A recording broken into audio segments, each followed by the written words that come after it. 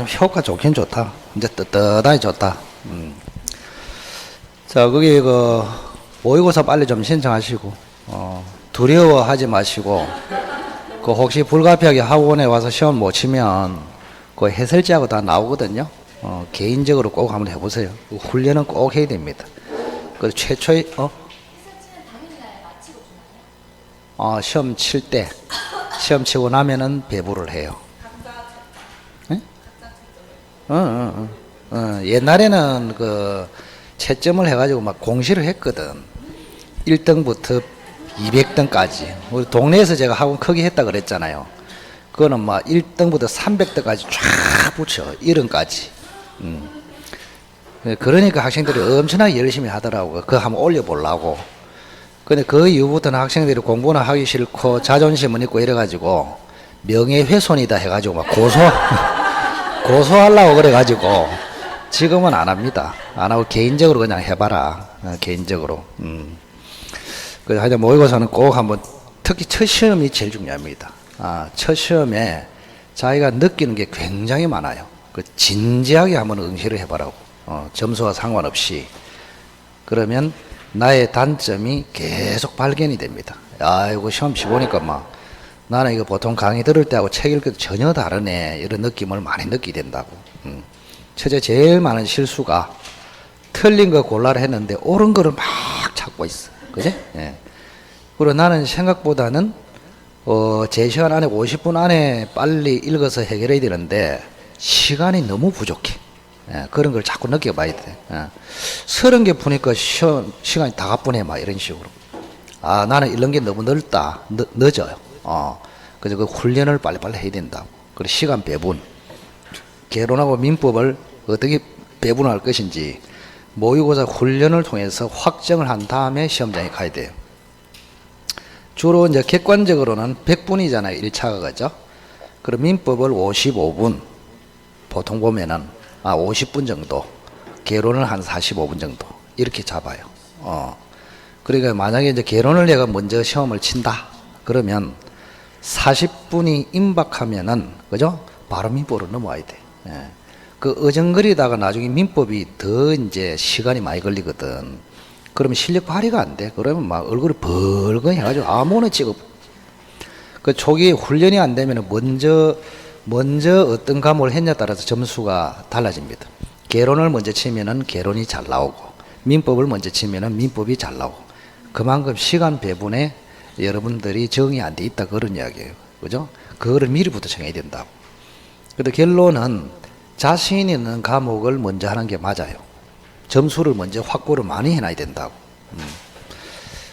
그런데 이제 아직까지 뭐 개론에는 민법이 뭐가 자신인지 모르겠다. 그러면 개론부터 먼저 하는 게 맞고, 그렇습니다. 근데 계속 치다 보면은 나는 민법이 체질도 맞고 훨씬 더 점수를 잘 받을 자신이 있다. 그러면 민법을 먼저 하는 쪽으로 이제 훈련해 나가야 되는 거예요. 계속. 왜냐하면 그게 짧은 거 우선의 원칙이라고 있거든. 오늘은 마지막 시간이라서 조금만 뭐라고 했습니까? 제가 짧은 거. 짧은 것부터 항상 먼저 하자. 이 생각을 가져야 됩니다. 시험지를 딱 봤을 때. 그 실전에 갔을 때 시험지를 봤는데 페이지 넘겨보면 되잖아요. 그런데 그냥 90%는 민법이 깁니다. 개론보다는. 그래서 이제 짧은 거를 먼저 하는 게 맞아요. 어느 게 자신 있다 그게 판단이 안 되면 짧은 거. 과목도 짧은 거 먼저. 그 다음에 이제 민법을 또 들어가서 40문제. 40문제 중에서 꼭 나는 1번부터 풀어야 되겠다. 이 생각을 버리라고. 40문제를 쭉 넘겨봐. 넘겨보면은 짧은 문제들이 쫙 있다고. 그걸 체크를 빨리빨리 해놔라고. 그거부터 신속하게 처리를 해놔야 된다. 왜? 괜히 긴 거부터 해가지고 시간을 낭비할 필요가 없잖아요. 점수는 똑같은데, 상식적으로. 그래서 짧은 거 우선의 원칙이 과목도 짧은 거. 문제도 짧은 거. 지문도 짧은 것부터. 이 습관을 잘 들이면 아마 10점은 더 받을걸요. 훈련이 잘 돼 있다면. 우리는 객관식을 너무나 많이 쳐봤기 때문에 기계입니다. 기계. 딱 보면 그냥 금방 판단이 돼. 그래서 이게 만약에 두 개 중에서 짧은 게 민법이다. 그럼 민법을 먼저 쳐. 개론대에 치고. 문제가 40문제가 있잖아요. 그죠? 40문제 중에서 짧은 거. 문제 중에 짧은 게 한 10개가 있다. 아주 짧은 게. 그럼 이 10문제부터 먼저 풀으라고. 무슨 말인지 아시겠어요? 그 다음 또 문제에 들어갔어. 보기 5개 있잖아. 그 무조건 1번부터 해야 된다는 그 습관을 버리라고. 예를 들어 1번이 굉장히 지문이 길어. 2번이 굉장히 짧아. 뭐부터 읽으라고? 2번부터 읽으라고. 만다고 1번부터 읽느냐 말이에요. 짧은 거 우선의 원칙이다. 기본적으로. 아시겠죠? 자, 과목 길이도 짧은 거. 문제 길이도 짧은 거. 5개 지문 중에서도 짧은 거 먼저. 요렇게. 아시겠죠? 요 습관을 딱 가지고 계속 훈련을 하시라고. 3가지. 자, 그렇게 보시고. 그리고 이제 어제 촬영하다가 한번 느꼈는데, 우리 반장님이 계속 칠판을 닦더라고. 제가 보니까. 수민이하고 돌아가면서 닦는 것 같아. 그래서 다른 학원에는 반장님은 존중을 해서 아끼는데 여기는 반장님을 무슨 종처럼 부리먹는 것 같아. 에? 아니, 칠판 닦으려고 반장 한 게 아니잖아. 농담이지만은. 그 젊은 사람도 많은데 그 돌아가면서 지금 울산하고 창원은 다 집단적으로 돌아가면서 한다고 서로. 그게 맞잖아요. 그래서 이게 별건 아니지만은 그래도 한번 나와서 닦아보는 것도 괜찮다고. 그 나와가지고 좀 몸매도 뽐내고 흔들어 가면서 남들 앞에서 그래 해봐라고. 가만히 있지 말고. 그래서 하여튼 간에 제가 농담 반 이렇게 했는데 여러분들도 참여해서 이게 사람이 그래요. 어느 누가 계속 이거를 하고 있으면 당연시되는 그게 참 안 좋아. 나는 가만히 있어도 누군가가 할 거야. 이러면 안 된다고. 그 닦는 게 굉장히 어려우면은 또 모르는데 별거 아니잖아, 이거. 그죠? 그래서 하여튼 간에 나도 한번 해봐야 되겠다. 이런 생각을 가지시고, 예. 우리 반장님을 추대를 했으니까. 칠판 닦는 게 반장은 아니다. 최소한. 자, 559페이지. 가단법 보겠습니다. 자, 가단법은 좀 어렵기 때문에 또 정규 수업처럼 정확하게 마지막이다 생각하시고, 자, 갑이라는 사람이 집을 5억짜리가 있습니다. 요렇게 설명하는 거는 이제 마지막이다 생각하시고 같이 한번 적어 보시기 바랍니다. 자, 을이라는 사람이 1억을 빌려줬습니다. 그러면 을은 채권자입니다. 채권자. 갑은 채무자. 이렇게. 자, 1억을 담보를 하기 위해서, 확보를 하기 위해서 갑의 집에다가 가등기를 했습니다. 이렇게. 자, 이거를 가등기 담보를 합니다. 우리가 물권에서 배울 때는 청구권의 순위를 보존할 목적으로 가등기를 했죠. 근데 거기는 순위 보존 가등기라 하고 여기는 담보를 목적으로 했단 말이에요. 그래서 담보 가등기. 크게 2가지가 있습니다. 순위 보존 가등기, 담보 가등기. 이렇게. 그래서 순위 보존 가등기는 등기법에도 나오고 물권에도 나오고, 그리고 민사특별법 가담법에는 담보 가등기. 이렇게. 그래서 요 1억 채권 요거를 담보할 목적으로 가등기를 했다. 그럼 을을 뭐라 할까요? 당연히 가등기 담보권자라고 합니다. 가등기 담보권자 이렇게 부르고, 요 사람은 가등기 담보권 설정자라고 부릅니다. 이렇게. 자, 그 다음 을이 들어오기 전에 요 집에 A라는 은행에서 저당권을 잡았습니다. 2월 1일 날 5천만 원 빌려주고, 그 다음에 B라는 은행에서 또 5천만 원을 빌려주고 저당권을 잡았습니다. 4월 1일 날. 그 다음, 자, 갑은 채무자이면서 설정자입니까? 근데 요 집이 갑다시의 집이더라. 요래 됐습니다. 갑다시. 돈은 갑이 빌리는데 요 집의 저당권을 설정한 사람은 갑다시야. 요 사람을 우리는 물상보정인 이렇게 불러요. 그 다음 갑의 집이 맞는데 요 집에다가 소유권을 취득했거나 또는 그죠? 지상권을 지상권은 안 되잖아요. 그죠? 전세권을 취득했다. 이런 사람을 제3취득자라 합니다. 제3취득자. 뭐 저당권하고 논리가 똑같다고 생각하시면 됩니다. 이렇게. 자, 등장인물인데 주인공이 가등기 담보권자 을입니다. 그러면 A는 선순위 권리자, B는 후순위 권리자, 요거는 채무자 등이라고 합니다. 채무자 등 이렇게 그룹이 딱 있단 말이에요. 그죠? 그러면 이렇게 이제 전체가 등장했을 때가 가장 수준이 높은 거고, 현실적으로는 갑하고 을하고 B하고 이게 삼각관계입니다. 그래서 사례 문제가 나오면은 갑, 을, B 형태로 주로 90%가 출제됩니다. 그만큼 후순위 권리자는 중요하다, 그런 뜻입니다. 자, 우선은 여기 이제 들어가기 전에 가담법이 적용되기 위한 요건이 있다고. 적용 요건 네 가지가 있습니다. 네 가지. 이것도 시험에 나오기 때문에, 첫째는 소비대차. 소비대차상의 채권을 담보해야 됩니다. 소비대차상의 채권. 요거를 다른 말로 하면은 대여금 채권, 차용금 채무 이렇게 불러요. 따라서 매매대금 채권, 공사대금 채권 요런 거는 가담법이 적용이 안 됩니다. 소비대차상의 채권. 그 다음 두 번째, 대물변제 예약이 있어야 됩니다. 대물변제의 예약. 대물변제가 뭔지 아시겠죠? 자, 갑하고 을이 1월 1일 날 계약하고 12월 말일 날 갚기로 했었단 말이에요. 그죠?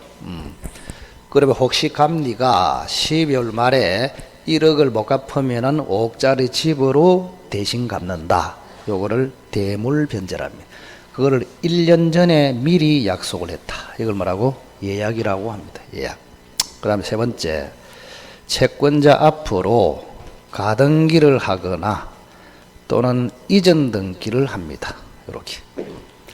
가등기를 하면은 가등기 담보, 담보 목적으로 이전 등기를 하면은 양도 담보를 합니다.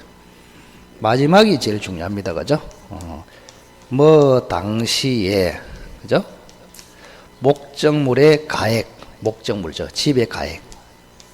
목적물의 가액 또는 시가라고 합니다. 시가.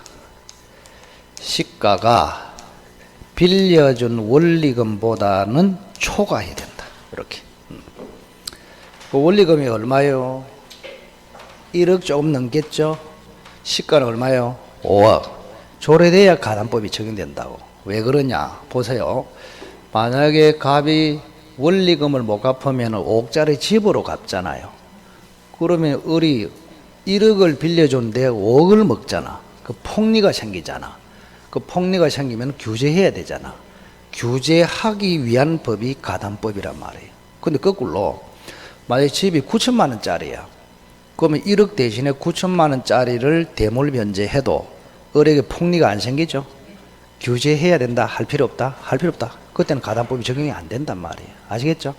그래서 폭리가 생길 가능성이 있어야 가담법이 적용된다.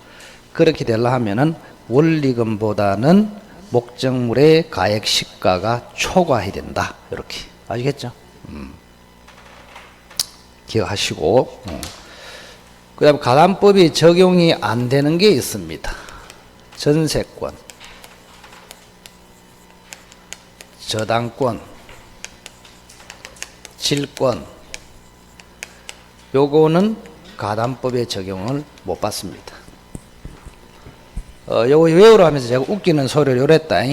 전, 저, 질. 한번 해봐라.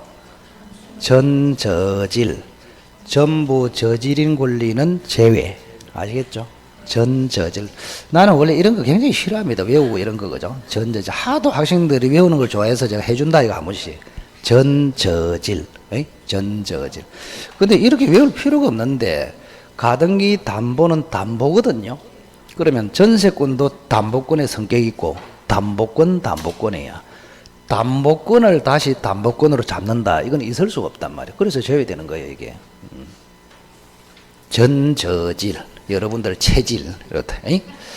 자, 그 다음에 실행을 한번 해봅시다, 실행. 자, 12월 말이 돼도 값이 못 갚아요. 그러면 이 을이 담보권을 실행합니다. 실행.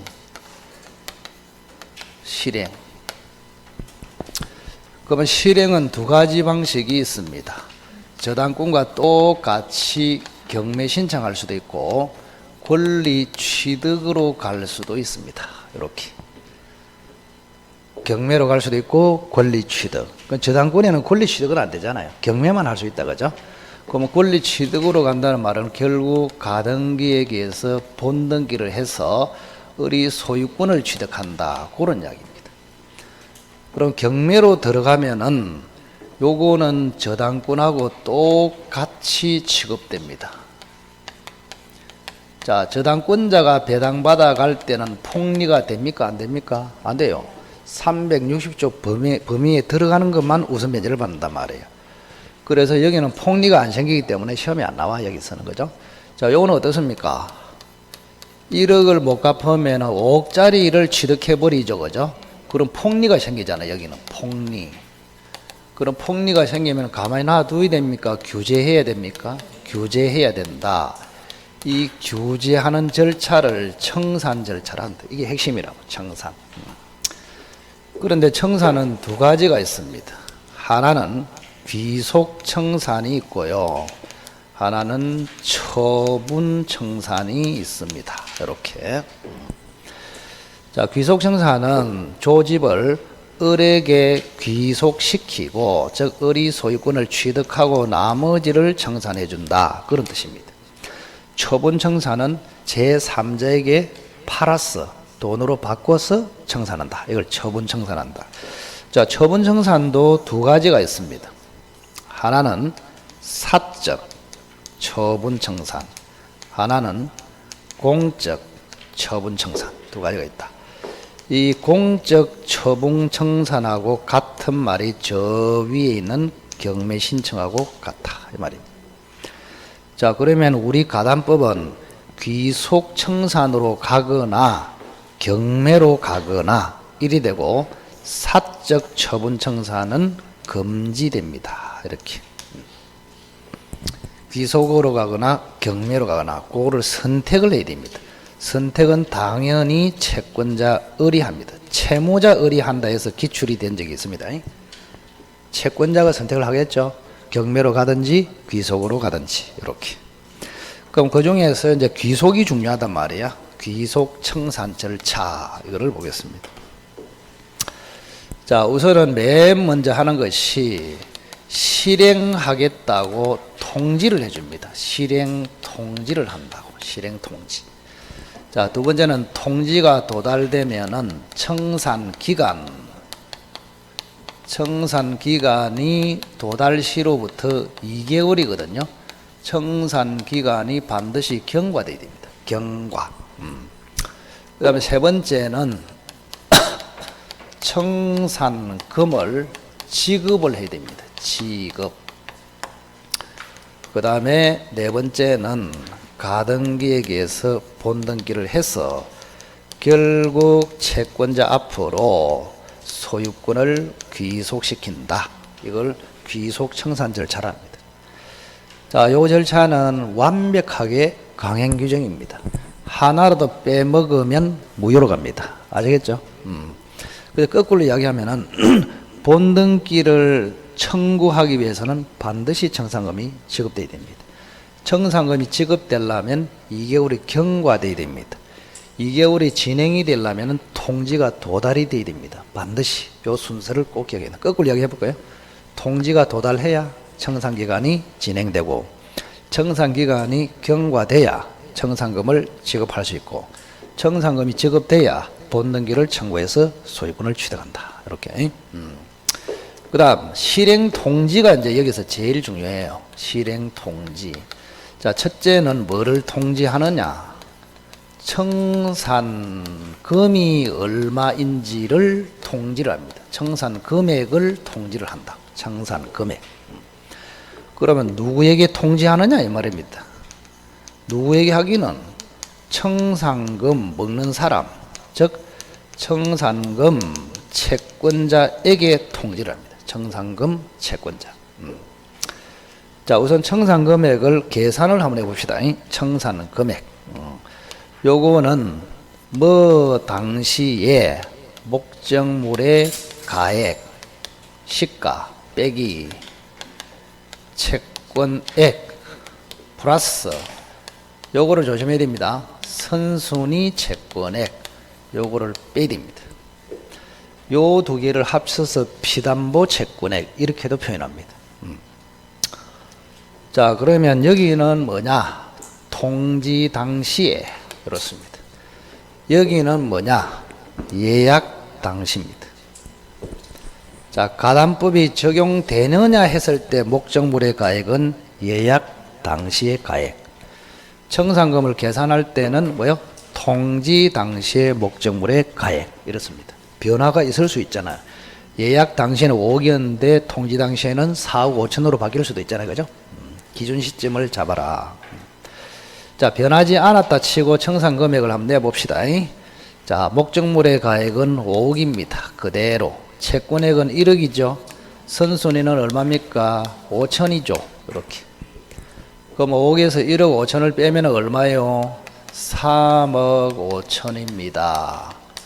요거를 객관적인 청산금액이다. 이렇게 부릅니다. 객관적인 청산금액. 전문가가 평가했다. 그런 뜻입니다. 감정평가사가 했다. 이런 이야기. 그럼 여기서 하나 주의할 점이 있습니다. 만약에 을이 평가를 해보니까 지한테는 4억밖에 안 돼. 내가 볼 때는 4억짜리야. 그러면 금액이 얼마 나옵니까, 이제? 2억 5천이 나오잖아요. 2억 5천은 그죠? 청산 금액이. 요거를 주관적인 청산 금액이다. 이렇게 부릅니다. 주관적인 청산 금액. 그럼 을이라는 사람은 될 수 있으면 작게 평가할 거 아닙니까? 그죠? 그러면 주관적인 청산 금액으로 2억 5천을 통지해도 되겠냐? 된다는 것이 판례입니다. 그래서 주관적으로 나름대로 평가해서 청산금을 통지해도 통지의 효력은 그대로 유효하다. 그리고 엔더 청산 기간은 정상적으로 진행이 된다. 이게 판례입니다. 판례. 자, 그래서 시험에 청산 금액은 반드시 객관적으로 평가해야 된다. X. 나름대로 주관적으로 평가해도 통지도 효력이 생기고 청산 기간도 진행이 된다. 다만 채무자가 조치를 취할 수는 있습니다. 자, 채무자 입장에서는 1억을 덜 받았잖아요. 맞죠? 그러면 1억을 다 받을 때까지 본등기를 거절하고 목적물 인도를 거절할 조치를 취할 수가 있다고. 그렇게 보시고. 그러면 청산금을 먹는 사람이 누구냐? 첫째, 저기 보세요.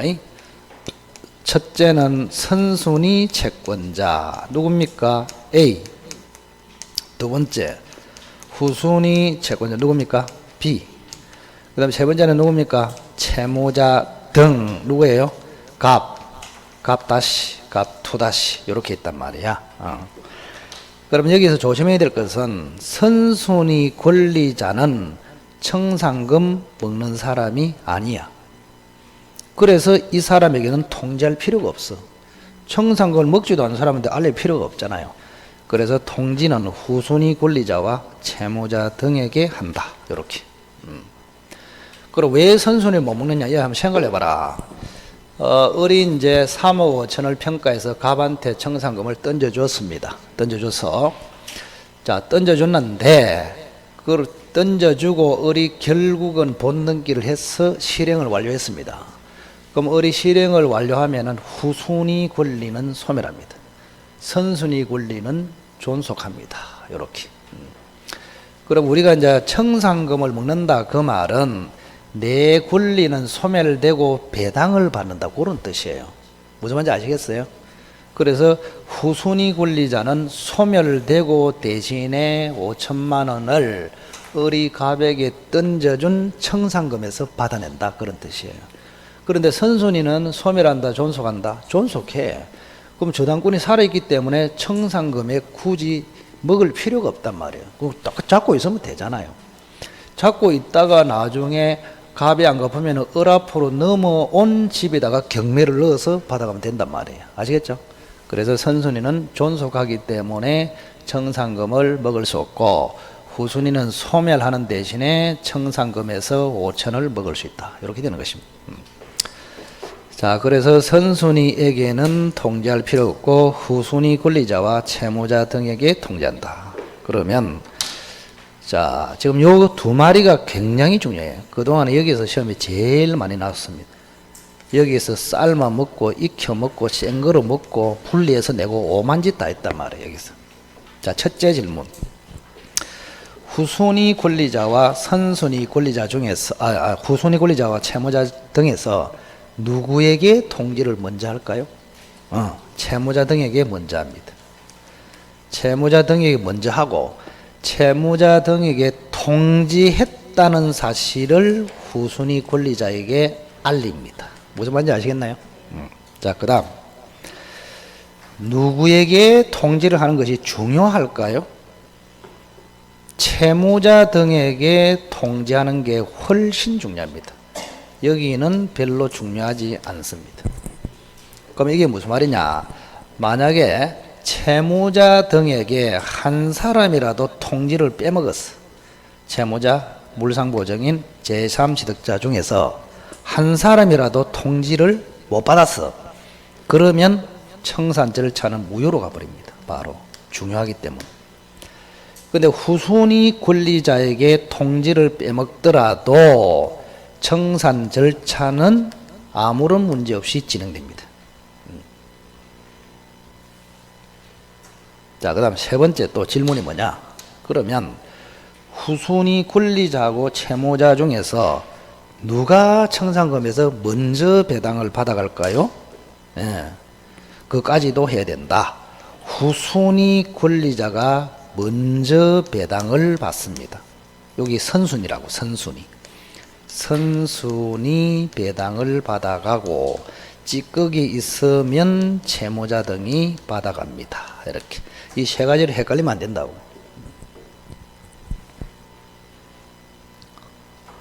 이불로 오늘은 가담법을 천천히 상세히 하려고 진도가 지금 빨리 그동안에 뺐단 말이에요. 마지막 시간에 이거를 좀 상세히 하려고. 이 두 개를 정확하게 구분할 수 있을 때. 어떻게 출제했다고? 삶아 먹고, 쪄 먹고, 익혀 먹고, 찢어 먹고, 이렇게 다 했다고. 다시 한번 연서. 누구에게 먼저 통지한다? 채무자 등. 그죠? 자, 누구에게 통지하는 게 중요하다? 채무자 등. 하나라도 빼먹으면 청산 절차가 무효로 갑니다. 누가 먼저 배당을 받아간다? 후순위 권리자가 먼저 배당을 받아간다. 이렇게. 자, 그 다음 청산기간. 청산기간도 매우 중요합니다. 매우 중요하다. 청산기간. 요 청산기간에서 굉장히 중요한 게 하나 있다. 뭐냐? 제가 B죠.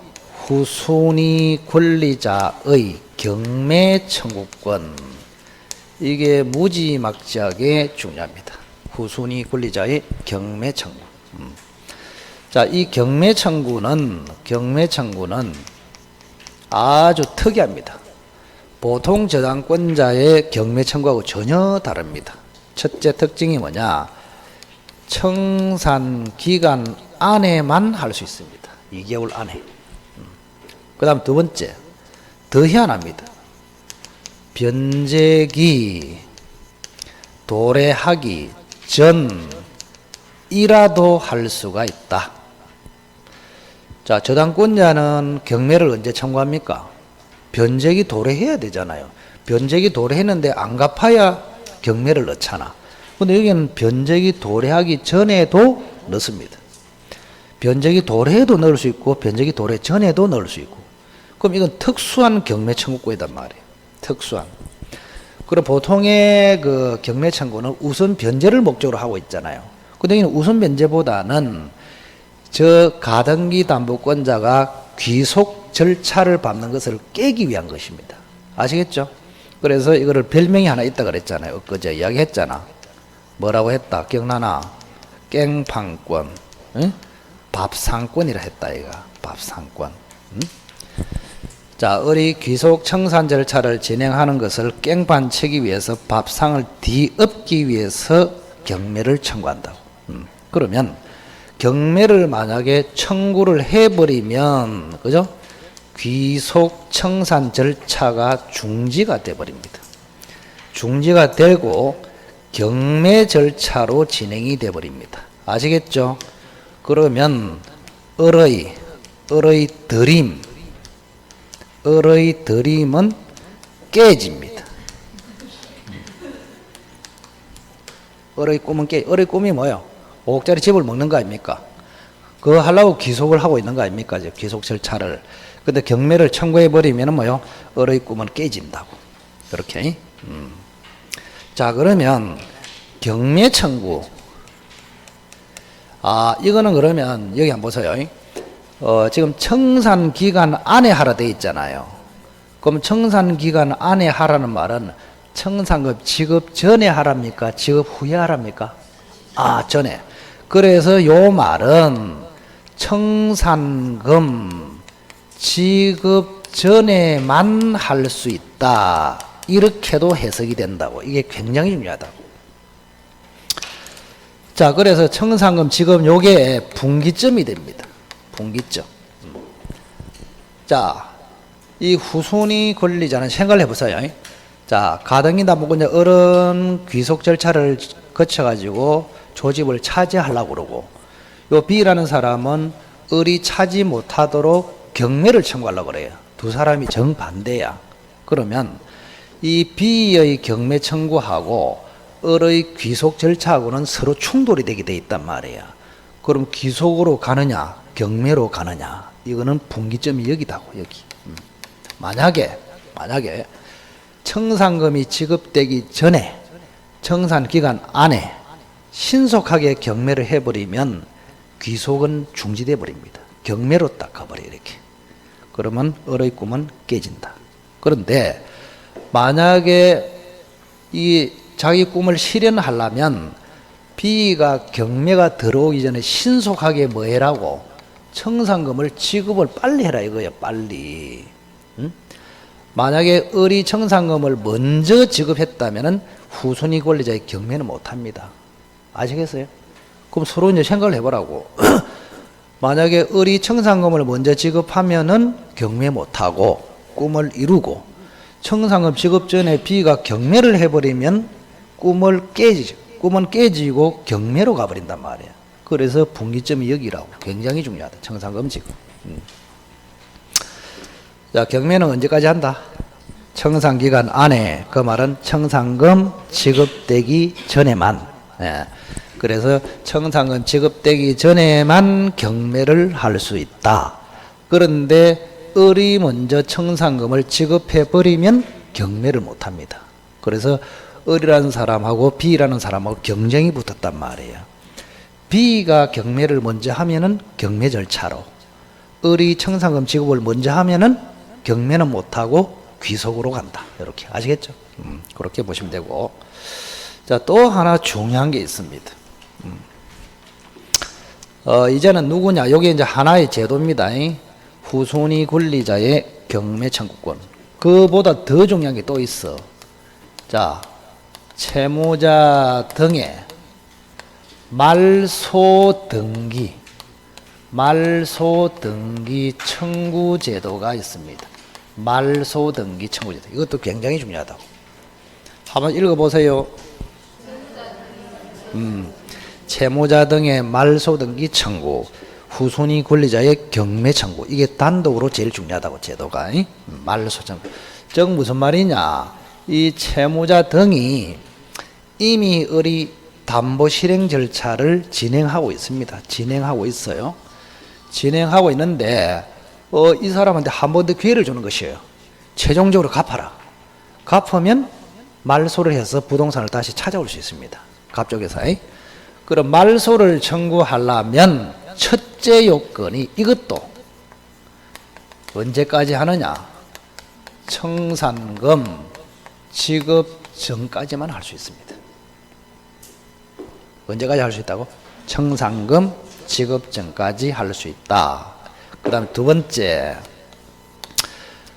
청산금 지급 전에는 말소 청구를 할 수 있는 게 원칙인데 지급 전이라도 말소 청구가 금지되는 경우가 있습니다. 두 가지가 있어요. 두 가지. 요거는 좀 외워야 됩니다. 첫째, 변제기로부터 이미 10년이 지나버렸습니다. 그러면 말소 청구를 못합니다. 그 다음 두 번째, 선의의 제3자. 이건 좀 외워야 됩니다. 선의의 제3자가 이미 저 부동산에 소유권을 취득을 해버렸다. 이때는 말소 청구가 안 됩니다. 자, 그러면 이제 잘 보세요. 지금 덩어리가 크게 세 개라 그랬잖아요. 한 사람은 귀속으로 가는 사람이 누구예요? 을이죠. 그 다음에 귀속을 방해하는 사람이 비죠. 또 귀속을 방해하는 사람이 채무자 등이죠. 그래서 이게 삼각체제가 굉장히 중요하다고. 채권자, 채무자, 후순위 권리자. 여기 삼각구도가 딱 선단 말이에요. 그래서 저기서 필수적으로 갑, 을, 비. 저 관계가 제일 중요하다 그랬죠. 갑, 을, 비. 갑은 뭐라고? 채무자. 을은 뭐라고? 채권자. 그 다음에 비는 후순위 권리자. 그래서 을이라는 사람은 귀속으로 가서 드림을 이루려 하는 사람이고 이 비는 깰라고 하는 사람이고 요 채무자 등도 깰라고 하는 사람이단 말이에요. 자, 비가 깨는 방법은 뭐라고? 경매. 채무자가 깨는 방법이 말소 청구. 가등기 말소 청구해서 찾아올 수 있다고. 이렇게. 그럼 그거는 전부 다 청산금 지급을 기준으로 하고 있다고. 이렇게. 자, 그러면 한번 물어봅시다. 자, 을이라는 사람이 자기 꿈을 이루기 위해서는 가장 먼저 뭐 해야 된다고? 요거를 빨리 지급하라고. 이거를 빨리 지급해야 직거로 만들 수 있단 말이에요. 빨리 지급해버리면 비도 경매 못하고 채무자도 말소 청구를 못하잖아요. 아시겠죠? 그래서 여기에 달려있다. 을이 청산금 지급을 신속하게 해버리면 비도 못하고 갑도 못합니다. 근데 청산금 지급 안 하고 얼쩡거리면 비로부터 뭐 당한다? 경매 당한다. 갑으로부터 뭐 당한다? 말소 청구를 당한단 말이에요. 무슨 말인지 아시겠죠? 삼각체제를 잘 기억하라 했다. 삼각체제. 여기 그려놓자. 삼각표. 삼각체제.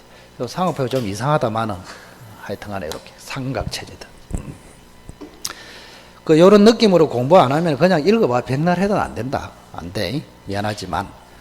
자, 그래서 여기도 채무자 등의 말소 등기 청구 제도도 을이 청산금을 지급하기 전에만 할 수 있고 비의 경매 청구도 을이 청산금을 지급하기 전에 즉 청산 기간 안에만 할 수 있다. 이게 굉장히 중요하다. 시점이. 별로 할 것도 없잖아. 더 이상. 재미도 없고. 할 게 없어. 자, 요게 이제 일반적인 전체적인 구도가 되겠습니다. 요거는 외워야 됩니다. 일단.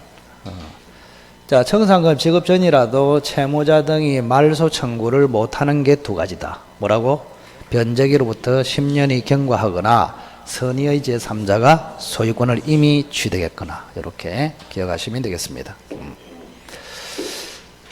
자, 귀속 청산 절차의 4단계가 뭐라고? 실행 통지, 청산기간 경과, 청산금 지급, 그 다음에 가등기에 본등기. 요거는 철저하게 순서를 지켜야 된다. 강행 규정이다. 그렇게 생각하시고. 자, 통지에서 조금 복잡하잖아. 뭐를 통지해 준다? 청산 금액을 누구에게? 청산금 채권자에게. 청산금을 계산하는 것은 통지 당시의 목적물의 시가에서 채권액 플러스 선순위 채권액을 뽑아낸 나머지. 그렇게. 그럼 여기도 문제 기출이 된 게 있어요. 청산금을 계산할 때는 선순위 채권액을 고려한다. O. 후순위 채권액을 고려한다. X. 아시겠죠? 이걸 알아야 된다고. 그리고 청산 금액은 객관적으로 평가를 반드시 해야 되는 것은 아니다. 나름대로 주관적으로 평가해서 통지해도 아무런 문제가 없다. 대신에 채무자 쪽에서는 조치를 취할 수 있다. 그래서 1억을 최종적으로 더 받아낼 때까지 뭐를 거절할 수 있다. 본등기를 거절하고 목적물 인도를 거절하는 조치를 취할 수 있다. 그렇게. 자, 청산금 채권자는 두 말입니다. 선순위는 아니고, 그래서 통지 대상이 아니고 후순위 권리자와 채무자 등이다. 그럼 후순위 권리자와 채무자 등은, 그죠? 자, 통지 시기는 채무자 등에게 먼저 통지하고 그 사실을 후순위 권리자에게 통지합니다. 자, 채무자 등에게 통지하는 것은 굉장히 중요합니다. 한 사람이라도 빼먹으면 청산 절차는 무효로 갑니다. 그 다음, 배당을 받을 때는 후순위 권리자가 먼저 배당을 받고 찌꺼기 있으면 후순위 권리자가 배당을 받는다. 됐나요? 별로 할 것도 없다. 자, 그렇게 보시면 되겠습니다.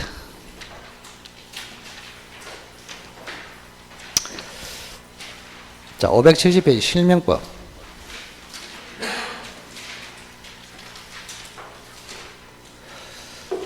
자, 우선은 실명법은 그 기출 특강할 때 그 했는데, 그 참 그 특강은 그날 여러분들이 나의 모습을 봤는 건 모르겠지만 촬영을 해놨거든요. 원래 특강은 촬영을 못하기로 돼 있어요. 어느 학원이 촬영을 안 합니다. 그래서 저희 학원은 이제 그 업체하고 그 제가 거래를 오래 했기 때문에 민법은 좀 촬영을 하자. 그러니까 이제 그쪽에서 오케이 할 때도 있고 안 될 때도 있어요. 그래서 우리는 일단 촬영을 해놔가지고 서버 업체에 올려주느냐 안 올려주느냐에 따라서 동영상으로 할 수도 있거든요. 그래서 다행히 그 사람이 수락을 해가지고 서버에 올릴 수 있다 지금. 그래서 일단은 작년과 똑같이 여러분이 특강 들은 사람도 한 번 더 동영상으로 듣는 것도 괜찮아요. 속도를 내가지고. 그거는 서버비만 받는다. 작년에처럼 10,000원. 예? 그런데 강의를 실강을 안 듣고 이것만 들으면 똑같이 받고. 무슨 말인지 아시겠죠? 실강 안 듣고 동영상만 듣겠다. 90,000원. 쉽게 이야기했어. 실강 들은 사람은 10,000원. 무슨 말인지 알겠죠? 작년처럼 똑같이. 예. 그러니까 필요한 사람은 그렇게 하시라고. 필요한 사람. 우리만 합니다. 우리만. 지금 할 수 있어요. 그 지원실은 이미 넣어놨다. 이미 그거 보면 돼. 예. 그냥 올리면서 바로 그냥 조치를 제가 딱 열어놨다. 그냥. 보통 사이가 아니다. 이게.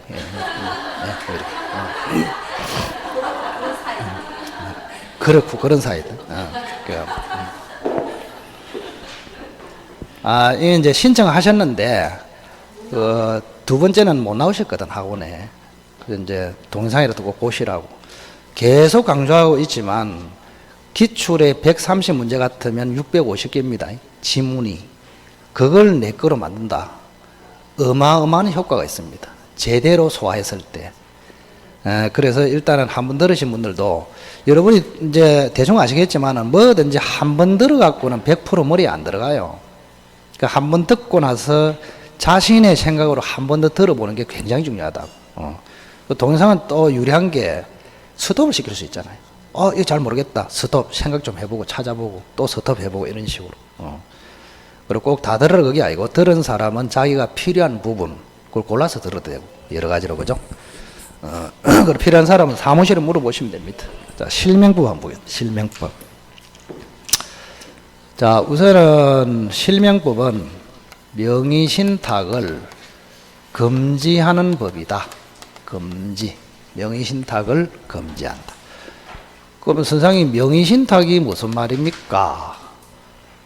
갑이 실제 땅 주인인데 등기 명의를 을에게 넘긴다. 이거를 명의신탁이라 합니다.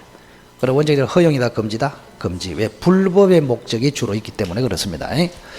자, 그러면 금지하는 조문이 사조입니다. 사조. 사조를 신주 모시듯이 모셔야 된다. 명의신탁, 약정은 무효다. 이렇게 되어 있고. 약정에 따른 물권 변동. 자, 물권 변동은 다른 말로 등기 이전하고 같은 말입니다.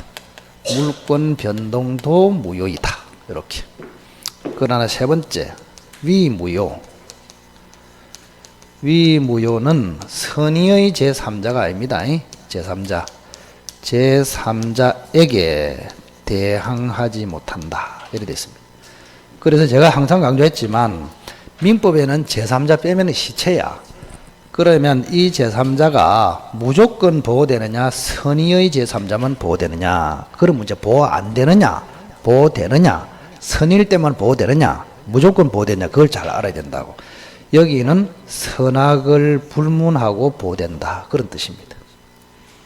그래서 제가 명의신탁에서는 제3자는 왕이다. 이렇게 이야기했습니다. 무조건 이 사람이 최우선적으로 보호됩니다. 이렇게. 그 다음에 여기 칸보다 여기 칸이 넓잖아. 그리고 여기 뭔가 글이 들어가겠다 이런 느낌이 들어야 된다.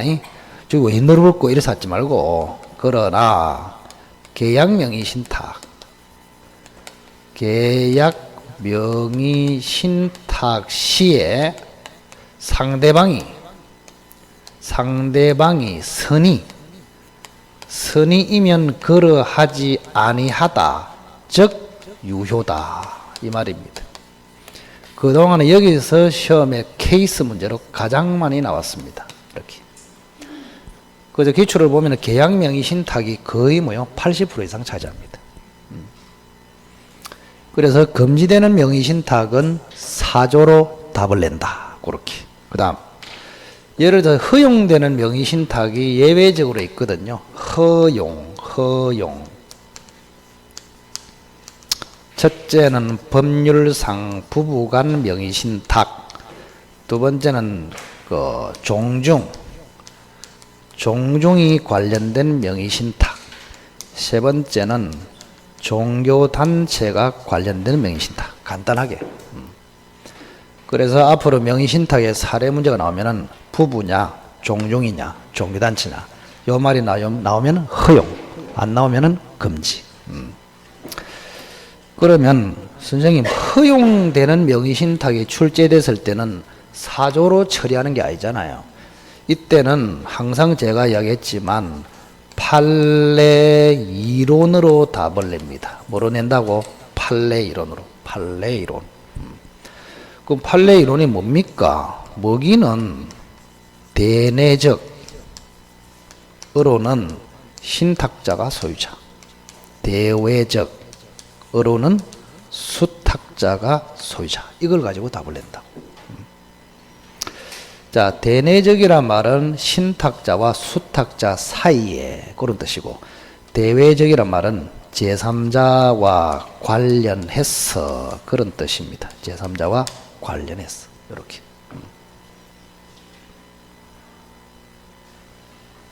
자, 그래서 할 일이 뭐냐, 딱 조금 쉬었다가 사례 문제를 풀 건데, 허용되는 거를 하나를 정확하게 풀고, 그다음 금지되는 거는 여러 가지가 있잖아요.